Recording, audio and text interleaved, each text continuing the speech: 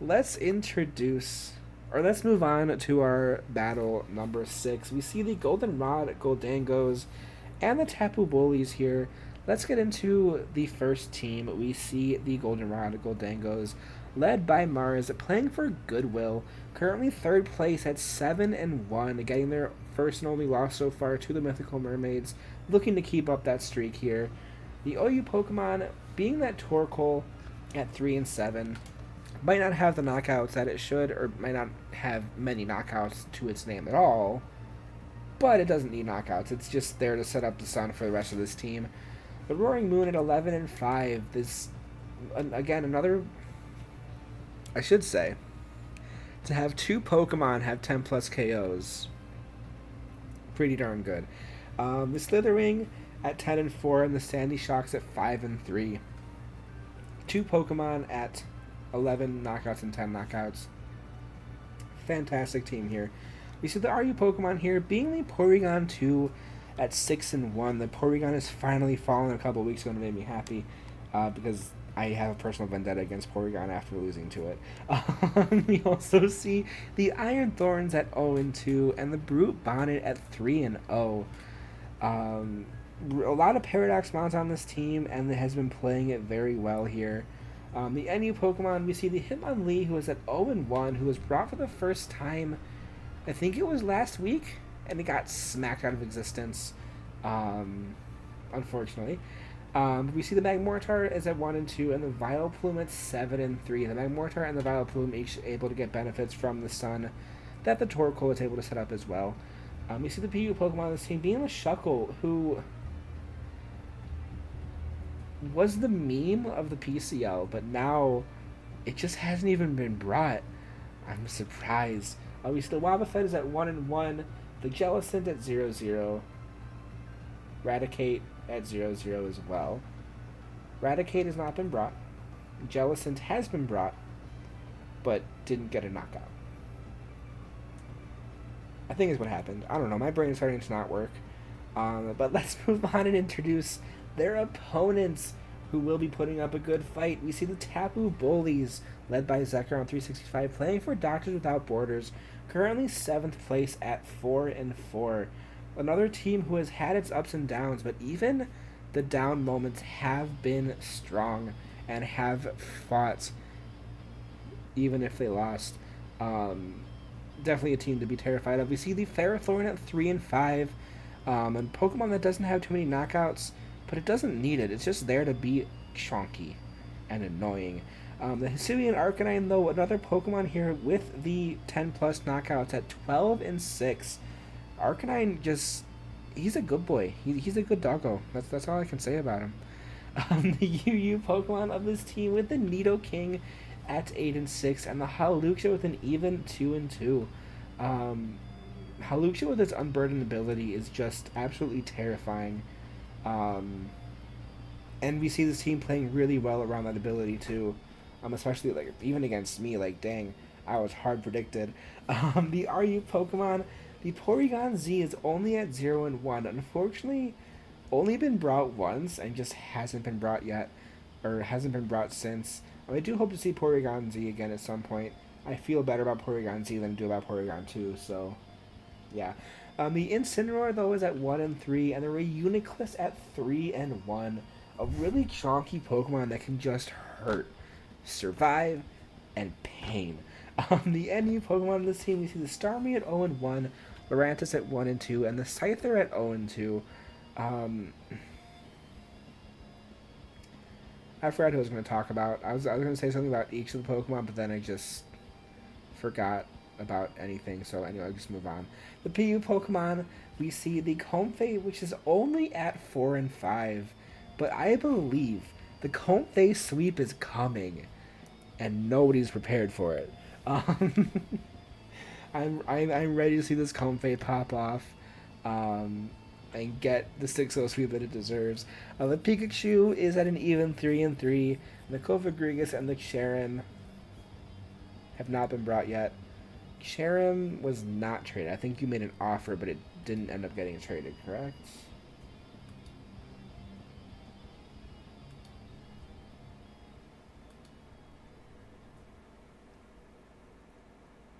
Yeah, okay. Which, I mean, I didn't expect it. I didn't think Palatine Penguins were gonna accept that trade because this is slacking for Sharon. But let's move on. Let's see the starting lineups of these two powerhouse teams here. Black screen. We see the Goldenrod Gholdengos with those three Paradox Pokemon of the Roaring Moon, Brute Bonnet coming back after a while, and the Slithering with the Torkoal hiding there behind that big mushroom. We see the Jellicent and the Wobbuffet each coming back. Scary boy Wobbuffet. And the Tapu Bullies with the Arcanine, the Hisuian Arcanine, I should clarify. The Comfey coming back, I believe. Comfey, I believe. The Reuniclus coming back as well with the Nidoking, Incineroar, and the Scyther. Scyther hasn't shown up in a while too either. I don't remember, but two just strong-looking teams here about to face off against each other. Let's get started with battle number 6. Oh, you did bring it last week, that's right. Battle number 6 in week number 9. Let's begin. The Gholdengos leading with the Slitherwing, with the Tapu Bullies leading with the Nidoking.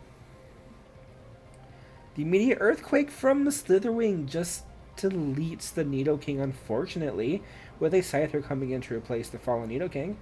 The switch from the Slitherwing into the Wobbuffet with a Swords Dance being set up by Scyther.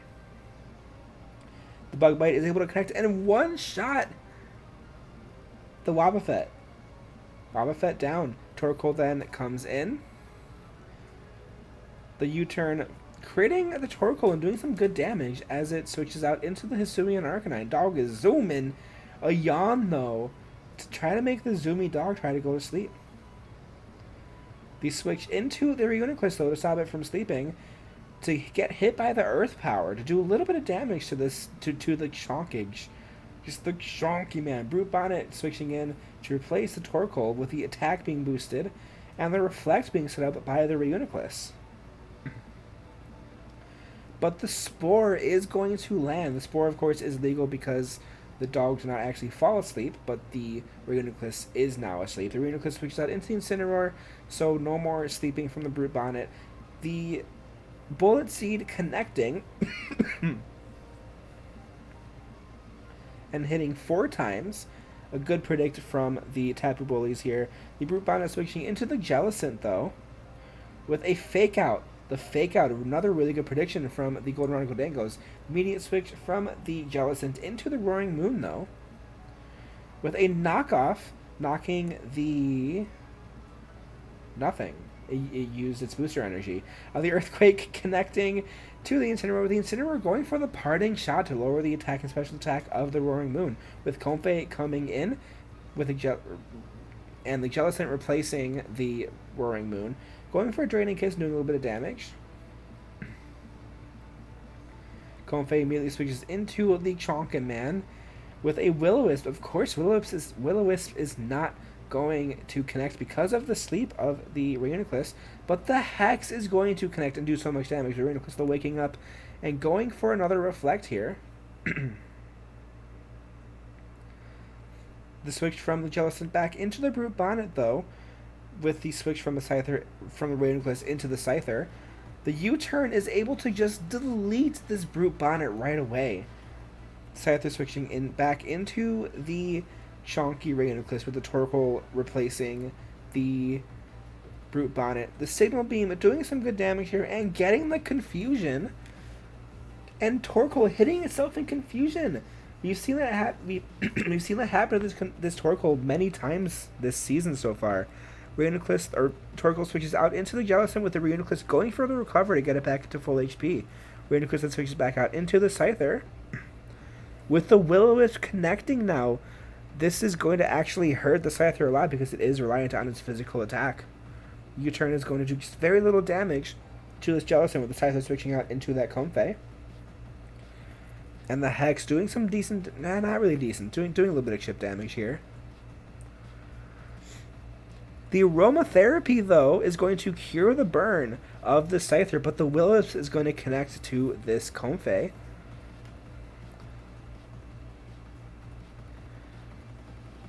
The switch into the Reuniclus from the Comfey with a Hex doing not as much damage because it's not status anymore. The Jellicent switching out into this Torkoal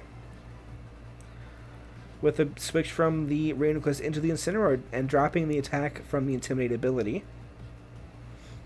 Switch from Incineroar back into Scyther. But the Lava Plume is going to do a lot of damage to the Scyther. Not enough to knock it out, though. And the U-turn is going to do a little bit more chip damage to this Torkoal and switch into the Reuniclus again. With an Earth Power doing a little bit of chip damage to the Chonky Man. The Reflect being set up by this Reuniclus with a Yawn now coming through. Reuniclus swapping into the Hisuian Arcanine. Another Yawn, a good prediction from the Goldenrod Gholdengos, knowing that the Tapu Bullies was going to switch there. The dog switching back into Reuniclus with the switch from the Torkoal into the Slitherwing, and the U-turn not really doing too much damage despite being super effective. The Recover, though, is going to bring back the Jellicent up to full HP. Not Jellicent. Reuniclus up to full HP. There's so many switches going on. Oh my gosh. Torkoal comes in for the Gholdengos, and Arcanine comes in for the Tapu Bullies. The close combat does not knock out, but the Earth Power from the Torkoal does knock out the Doggo. 3% HP this Torkoal lived on. Incineroar coming back in, and then switches out. Torkoal switches out into the Slitherwing with a knockoff, able to knock off the Choice Scarf of the Slitherwing. Pretty scary, actually. The switch from the Incineroar into the Comfey to eat a resisted first impression. This battle is hard to commentate on. Oh my gosh. Slitherwing switches back into the Jellicent with a Draining Kiss connecting to the Jellicent, doing a little bit of recovery.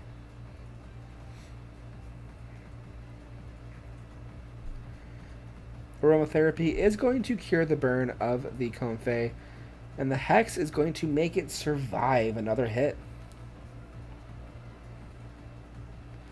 The switch from the Comfey into the Reuniclus, though, with the Hex doing some more damage to the Reuniclus here.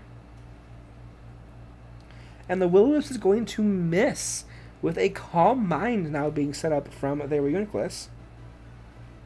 The switch from the Jellicent into the Slitherwing, though, with a Signal Beam being a resisted hit. Then the switch from the Reuniclus into the Incineroar again, and the U-turns can do a little bit more chip damage to the Incineroar, but not quite knock it out. The Roaring Moon replacing the Slitherwing. And the Fake Out comes through and does a little bit more chip damage. Of course, it's going to get flinched from this Roaring Moon. The Roaring Moon is going to get flinched, but the Rock Slide outspeeds and takes down the Incineroar. Comfey returning to the battlefield, the Jellicent returning to the battlefield as well. Draining Kiss, of course, is going to do a little bit more recovery. And the Calm Mind now being set up from the Comfey, with the Will-O-Wisp now this time connecting to put the burn on to the Comfey. Another Draining Kiss, though, is going to do more damage and get more recovery from this Comfey. But the Hex is not enough to knock it out, but will the burn? The burn is just enough to knock down this Comfey. Scyther coming out. And the Aerial Ace is not enough to take down this Jellicent, but the Hex is enough to take down the Scyther. Just this Reuniclus left.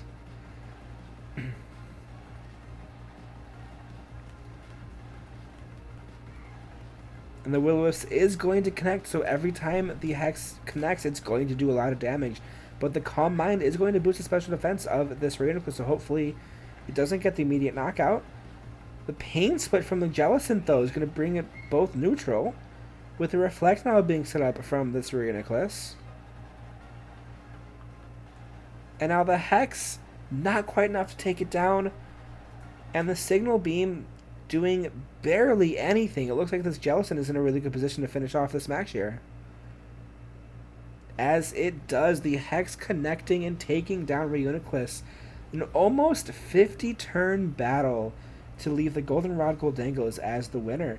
Tapu Bullies, what a really good fight just unfortunately just couldn't pick up the knockouts that was needed.